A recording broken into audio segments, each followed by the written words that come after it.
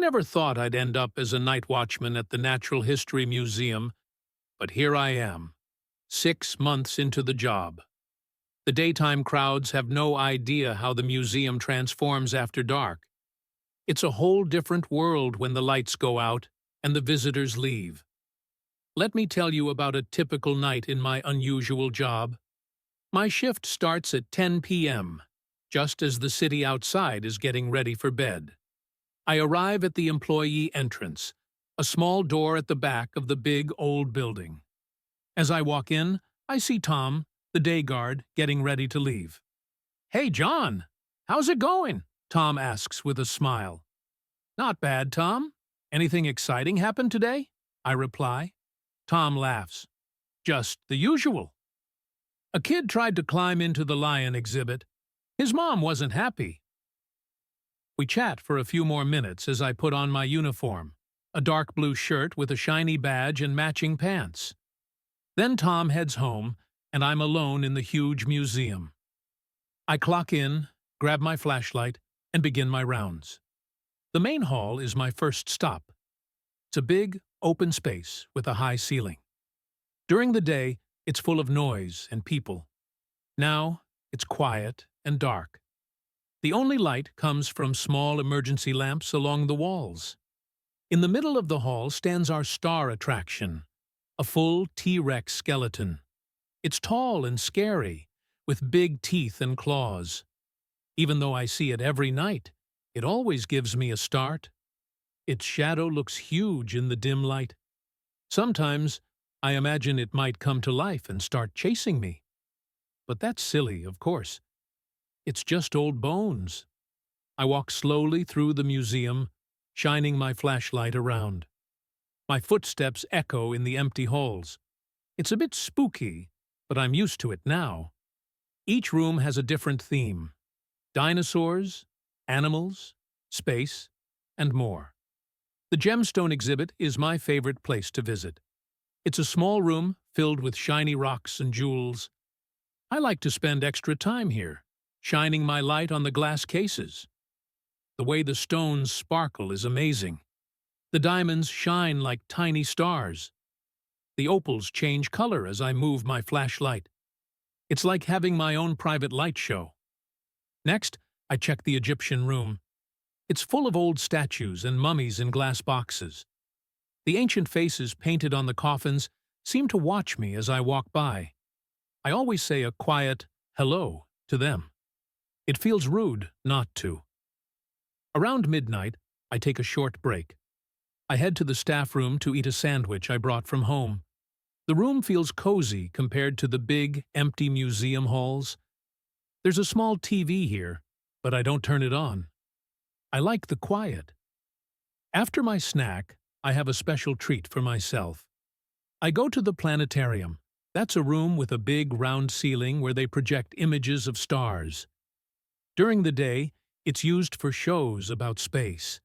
At night, it's all mine. I lie back in one of the soft seats and shine my flashlight on the ceiling. The light bounces off hundreds of tiny, shiny spots. It looks just like a sky full of stars. I often spend a few minutes here, just relaxing and thinking about my day.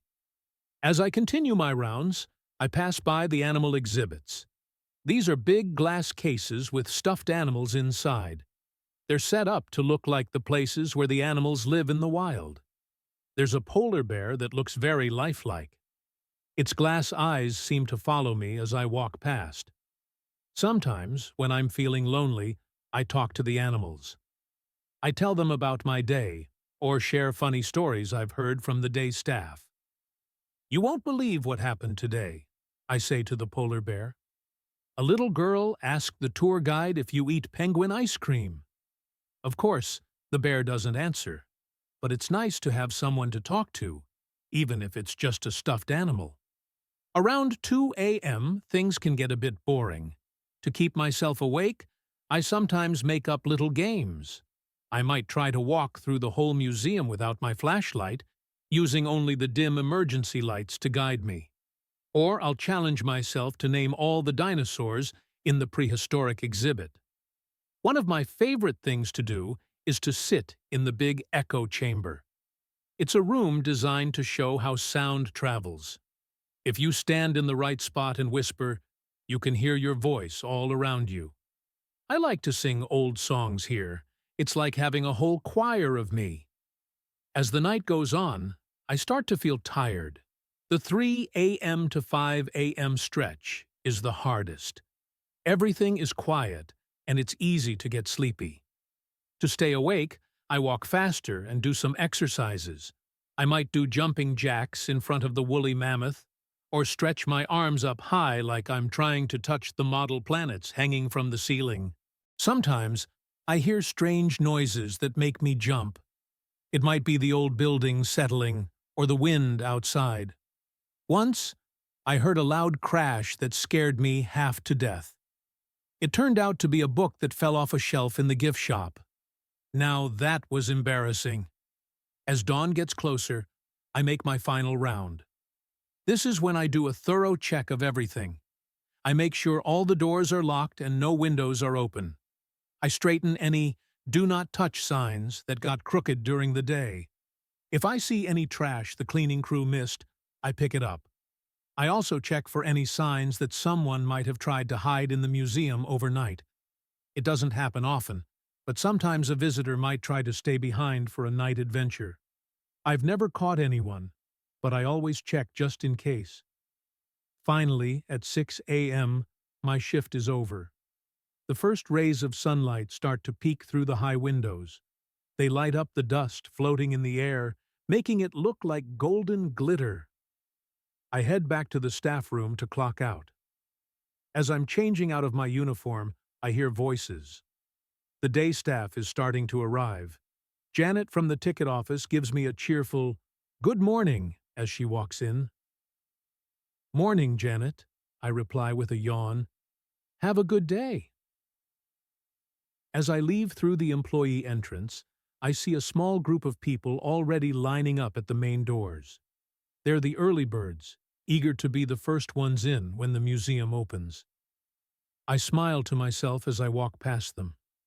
If only they knew about the museum's secret nightlife. But that's a story that stays between me and the exhibits. As I head home, feeling tired but satisfied, I think about my unusual job. Sure, it can be scary sometimes. The quiet halls and lifelike exhibits can play tricks on your mind in the dark, but it's also peaceful in a way that's hard to find anywhere else. I get to see a side of the museum that most people never will. I've watched the moonlight shine through the big windows and light up the dinosaur bones. I've seen the first morning sun hit the gemstones and turn the whole room into a rainbow. I've had quiet conversations with historical figures, well, they're statues at least, and made friends with stuffed animals. Some people might think being a night watchman is boring. They imagine me just sitting around all night doing nothing. But for me, it's an adventure every time. Each night is a little different. Maybe I'll notice a new detail in a painting I've walked past 100 times, or I'll think of a new theory about how the dinosaurs lived. And there's something special about being the guardian of all this knowledge and history. During the day, the museum is full of experts, scientists, historians, and tour guides who know everything about the exhibits. But at night, it's just me. I'm the one keeping watch over all these treasures. As I get ready for bed, the rest of the city is waking up. I can hear the buzz of traffic and people starting their day. But in my dreams, I'm still walking those quiet museum halls, the keeper of 1,000 secrets in the night.